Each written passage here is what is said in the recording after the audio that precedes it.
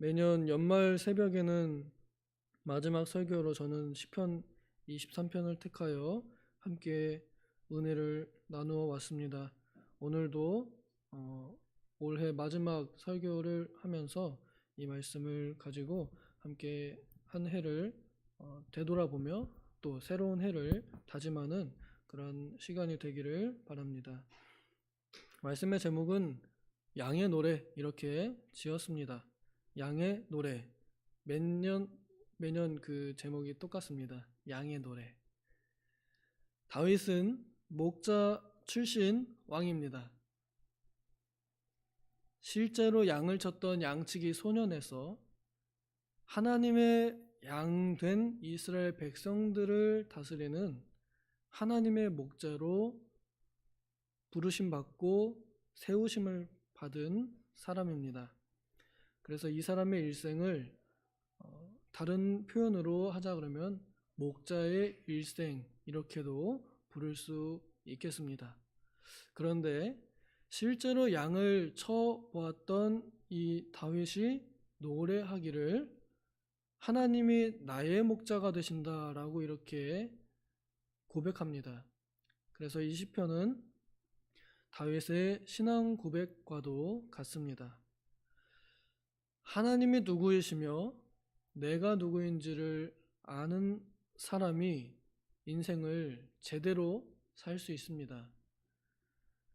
하나님이 누구이신지를 알 때 내가 무엇을 해야 되는지를 압니다. 내가 어디로 가야 하는지도 압니다. 이것은 굉장히 중요한 것이고요. 그 지식은 믿음으로 나타납니다. 그리고 그 믿음은 노래로 표현되고 기도로 증명됩니다. 이 시편은 마치 하나님께 그렇게 기도로 올려드린 노래와도 같습니다. 그리하여 다윗의 일생의 작품 중에 작품이지요. 참으로 좋은 문학 작품입니다.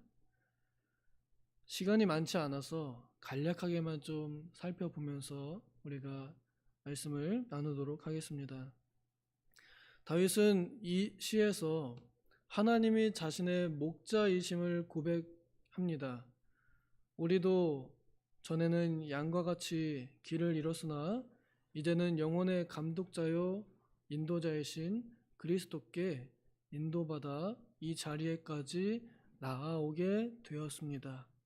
다윗은 하나님이 자신의 목자이실 때 제일 좋고 또 가장 유익되는 것을 말한다면 충만함을 고백하였습니다.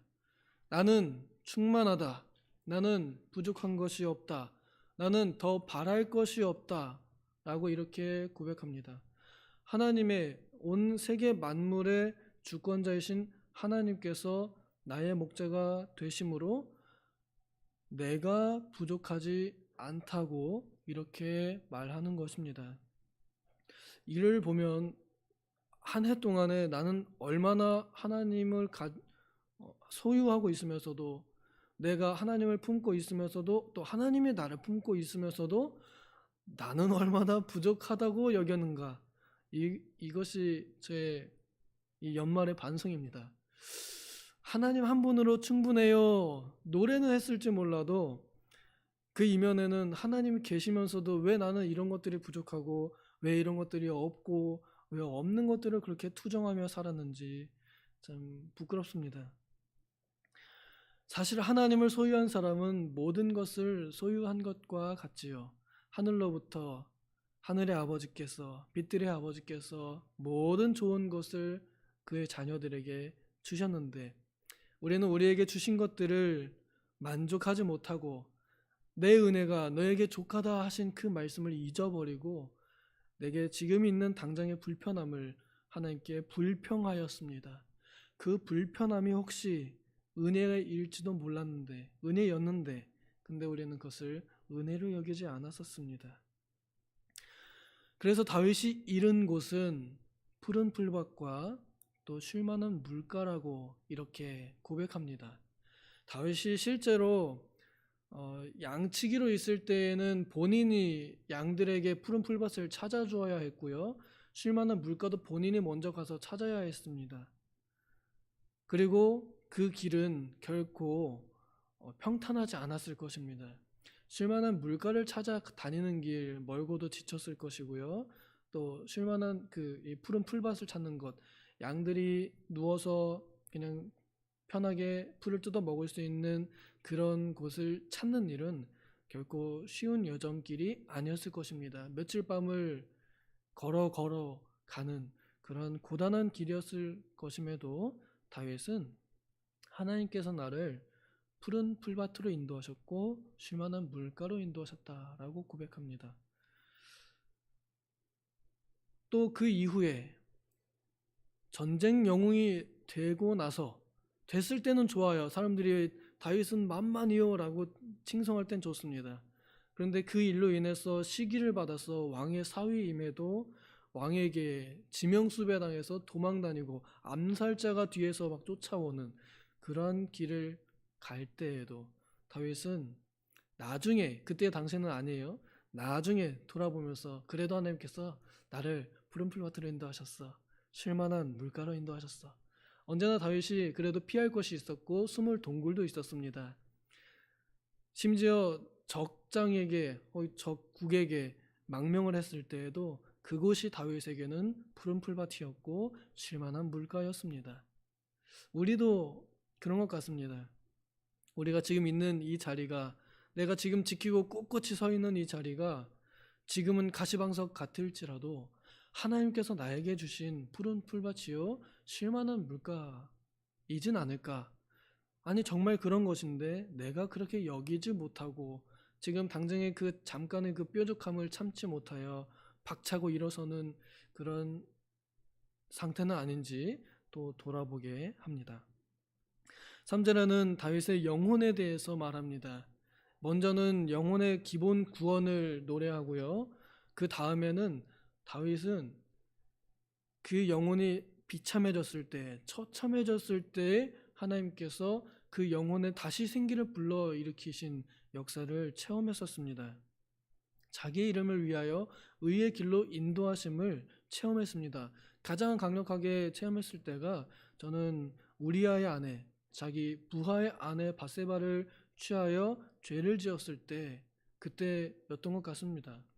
그때 다윗은 상황적으로는, 외적으로 볼 때는 아주 평온했지만 그러나 영혼으로 볼 때는 굉장히 느긋해진 상태였습니다. 느슨해진 상태였습니다. 그래서 죄와도 넘실넘실, 그래서 죄를 그냥 넘실넘실 하여 죄를 짓는 그런 일이 발생했습니다. 죄를 짓기에 빨리 달려가는 때였습니다. 그래서 굉장히 심하게 빨리 악으로 치달았습니다. 제 7계명을 범할 뿐 아니라 6계명을 범하는 데에도 거리낌 없이 또 빠르게 그렇게 일을 추진하는 다윗의 모습이 보였습니다. 우리가 그것을 보면 참 굉장히 놀랍습니다.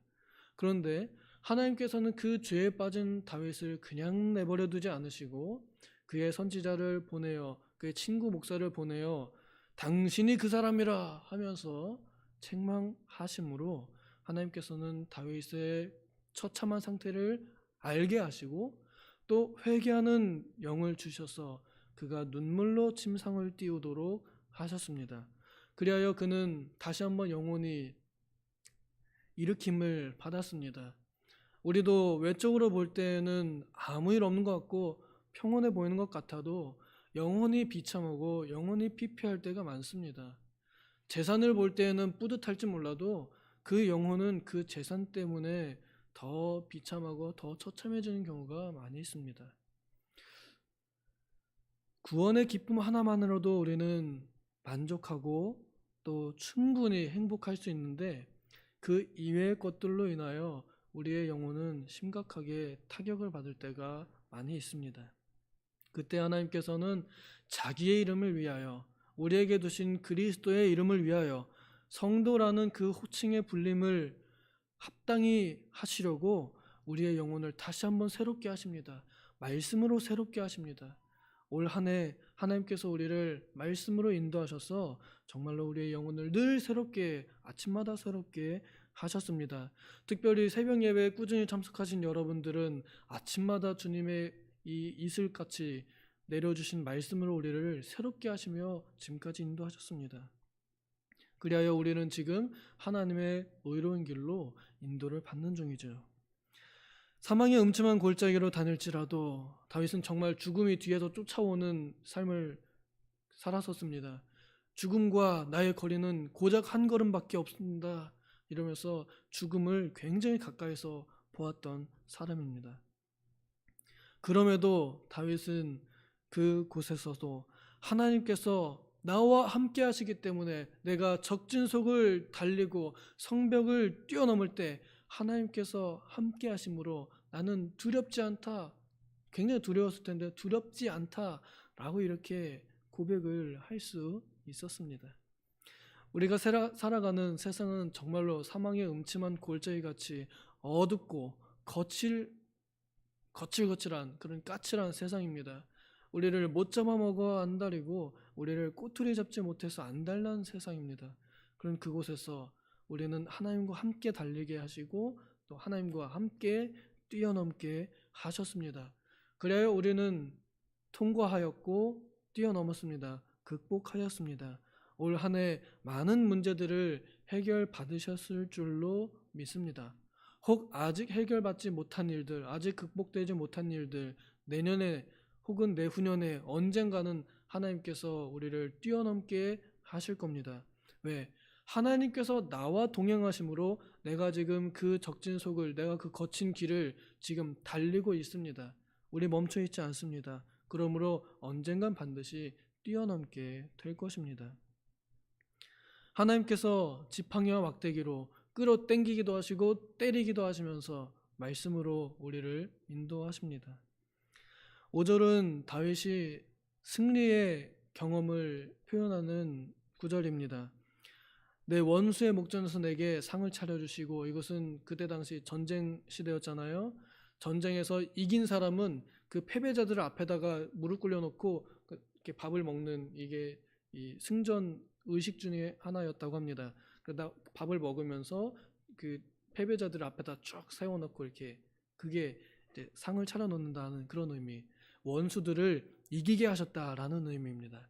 다윗은 많은 전쟁에서 승리를 얻었습니다. 본인이 직접 싸워서 나가서 이긴 전투들도 굉장히 많았고, 그 중에 유명한 것이 골리앗 거인을 잡았을 때, 이겼을 때입니다. 또 그 이후에도 많은 적군들을 싸워 이겼었죠. 그래서 다윗의 상은 풍족하게 하시고 또 다윗의 잔이 넘치게 하셨습니다. 다윗에게 기름을 부으셔서 또한 그 핍박하던 형제들 사이에서도 높여주셨습니다. 가족들 사이에서도 권력 다툼으로 인하여 혹은 어떠한 질투로 인하여 서로가 서로를 미워하는 경우도 있습니다. 그때 하나님께서 누구의 편을 드시느냐, 이것이 우리의 최후 승리이죠. 다윗은 그러한 승리감을 맛본 사람입니다. 우리도 이러한 승리를 이미 누리고 있는 사람들입니다. 왜냐하면 그리스도께서 이미 세상을 이기셨기 때문에, 그리스도께서 이미 세상을 이겨놓은 그 세상에서 우리가 살고 있기 때문에요. 그래서 우리는 그리스도 안에서 그리스도께서 주시는 힘으로 다시 한번 죄와 마귀와 이 악한 세상에 대하여 싸울 뿐만 아니라 이길 줄도 아는 사람들입니다.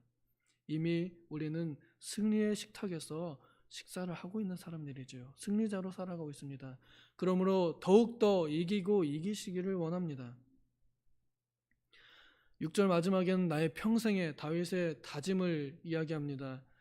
주님의 사랑이, 주님의 선하심이 분명히 나를 따를 것이다. 왜냐하면 지금까지 계속 나를 선하게 또 사랑으로 인도하셨음을 내가 체험했기 때문에, 이 사랑은 결코 끊어지지 않을 것이기 때문에 나의 평생에, 죽은 이후에도 그 사랑이 나를 이끌어 하나님의 영원한 나라로 이끄실 것이다. 그러므로 내가 내 평생에 이 땅에서 몸을 입고 사는 동안에도 하나님의 궁정에서 살 것이며, 다른 날에서의 첫날보다 한 날을 움직이로 살기를 간절히 원하는 그러한 삶을 살기로 다짐합니다. 저는 이 시를 보면서 우리 교회를 생각했습니다. 저는 교회 직원으로서 살면서 이 노래가 참 저의 노래인 것 같습니다. 나는 이 교회에 살면서 하나님의 집에서 살았고요. 그리고 앞으로도 하나님의 집에서 살게 될 것입니다. 하나님의 집이란 단어는 건물이 아니라 저는 하나님의 가정이라고 이렇게 이해가 됩니다. 하나님의 가정입니다. 하나님의 가족, 그것이 하나님의 가정입니다. 곧 믿음의 가정들과 함께 지내며 사는 것, 그것이 하나님의 집 아닐까요? 하여 우리 교회 안에서 함께 생활하고 지내는 것이 저에게는 하나님의 궁정에서 사는 한 날과 같습니다. 저는 이 날들이 행복했고요. 또 앞으로도 행복하리라 믿습니다. 또 그래서 더욱 기대가 됩니다.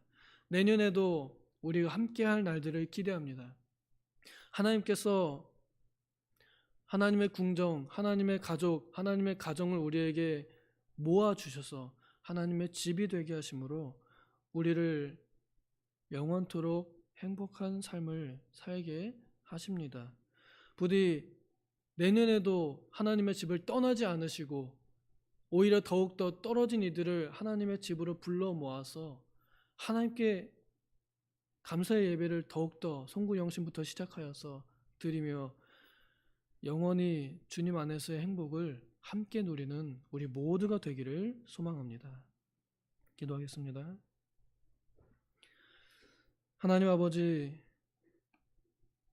우리 연말을 맞이하여 세상 사람들은 한 해를 어떻게 기억하는지 모르겠습니다.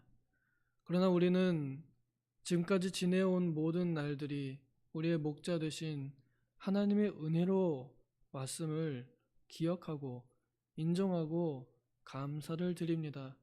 주님, 이제 우리가 다시 믿음으로 주님께 고백하오니 이 양의 노래가 우리의 노래가 되게 하여 주시옵소서. 그리하여 나도 주님의 집에 영원히 살기를 그렇게 간절히 소망하고 의지하는 우리가 되게 하여 주시옵소서. 그러므로 하나님의 가정인 교회를 더욱더 사랑하는 한 해가 오게 하여 주시옵소서. 감사드리며 예수님의 이름으로 기도하옵나이다. 아멘.